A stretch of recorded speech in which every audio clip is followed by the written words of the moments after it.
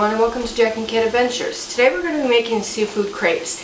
They're a little bit of work, easy though, and delicious. So let's get started. Altogether, whatever kind of seafood you're using, you're going to need between 3 and 3.5 cups for this one recipe. Today I'm using scallops. I put 2 tablespoons of butter in this pan, and I'm going to drizzle a little bit of olive oil over it. And I cut my scallops into quarters because they were really big.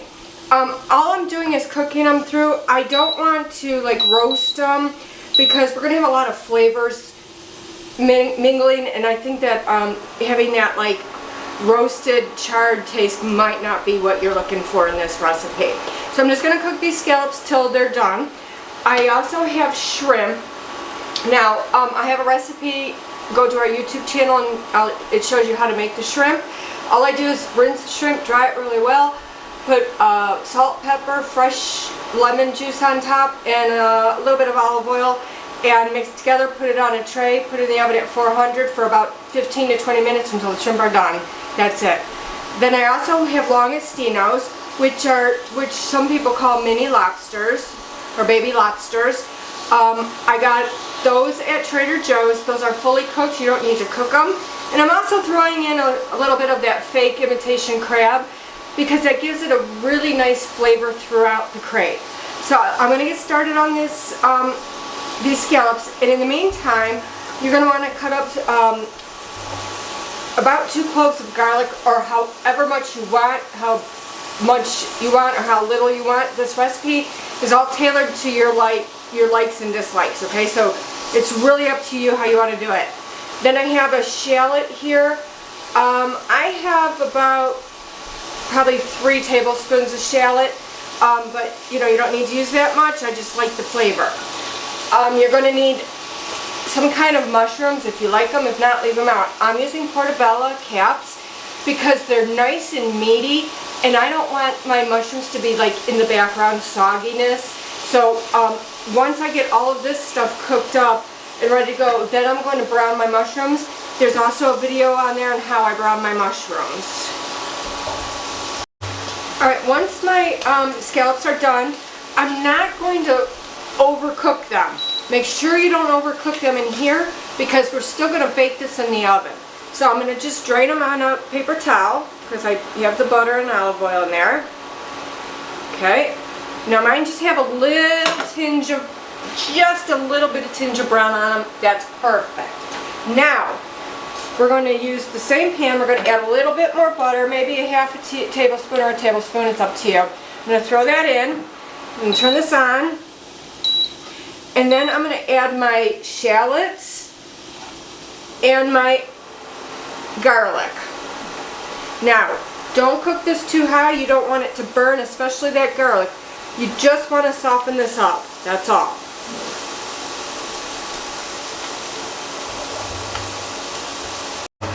Alright, as you can see, I switched pans because I am going to make a double batch of this because I have a lot of people I need to feed.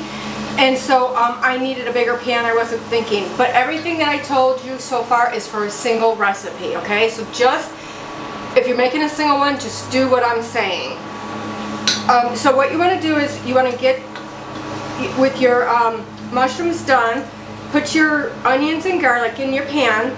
And if it looks like it needs a little bit of butter in the bottom, so don't stick, by all means put some butter in the bottom. Now, if you like wine, use it. If you don't like wine at this point, you can use chicken stock, okay? So you're going to need 2 tablespoons of white wine or 2 tablespoons of chicken stock.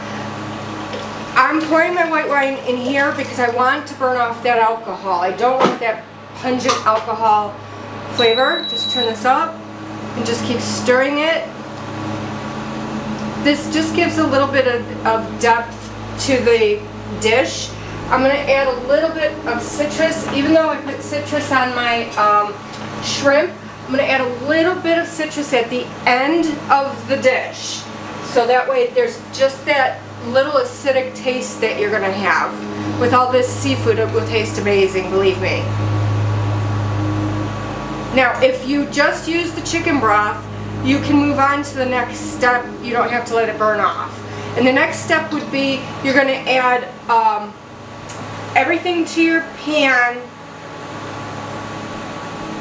and you want the cheese to melt, okay? So I'm just gonna cook this down. I'm not gonna put my seafood in too early because it's gonna cook in the oven, and the more you cook it, the tougher it's gonna get. So I just putting it to the side.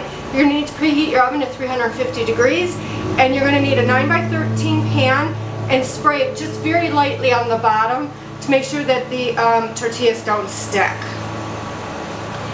Also, what you're gonna have to do once you get this part done, you're gonna take 2 packages of Béarnaise sauce. Just follow the directions on the package, and then I'll explain to you what we're gonna do next. Alright, once you've cooked off the wine, you can kind of tell it'll get a little bit thick in the bottom, and it'll kind of reduce in size of liquid, okay? So now what you're going to do is you're going to add your cream cheese, which is 1 8-ounce package.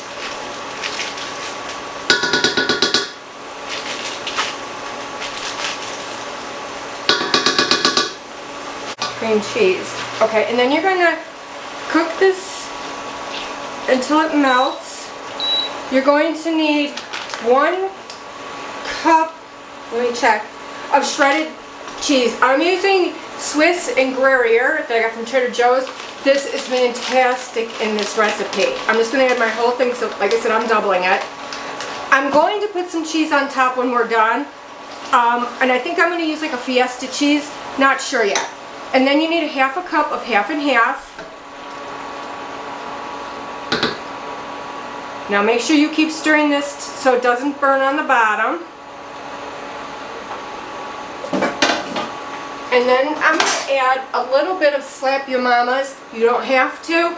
I just think it needs a little bit more flavor. And I don't over season, so. Okay.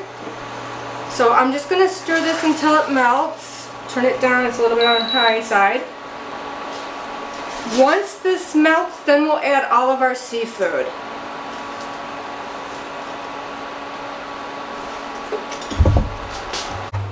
Alright, I stirred in all the seafood into the cheese mixture. Now, I ended up adding a little more half and half because it was really thick. If you think it's too thick for the crepes, add a little more half and half, okay?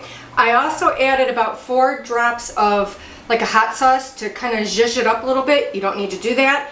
Now we're moving on to our Béarnaise sauce. So what you're going to do is you're going to buy Nora Béarnaise sauce. Follow the directions on the back, okay? So all you do is you start getting the milk and the butter melt the butter into the milk, and just keep an eye on this because it will burn quickly. Alright, now our Béarnaise sauce is done. I'm going to put 2 big ladles in. I made 2 packages.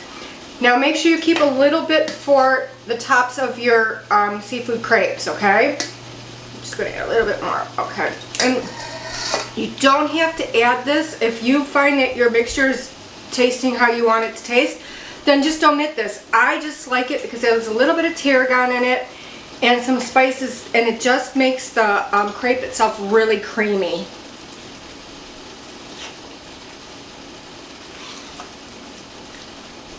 If you can't find Béarnaise sauce, by all means you can use hollandaise sauce. It doesn't matter. I'm going to add a little bit more. This also breaks up the clump that it became because of all the cheese. Yeah, it loosens everything up nicely. Okay.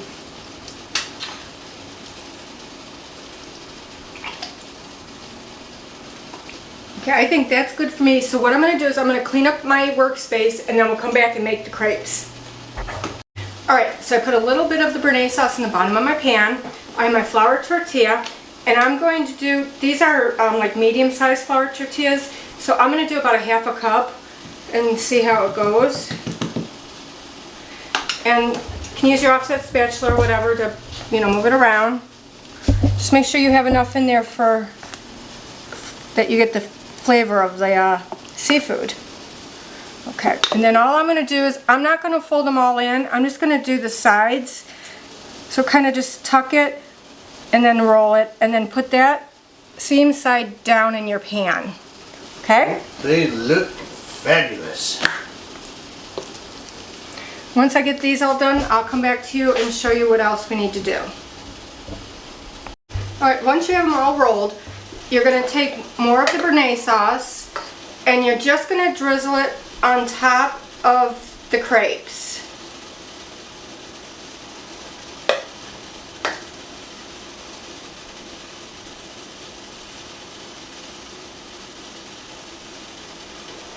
And then you can put cheese of your choice on. You can do cheddar, Swiss, a mixture, whatever you guys want.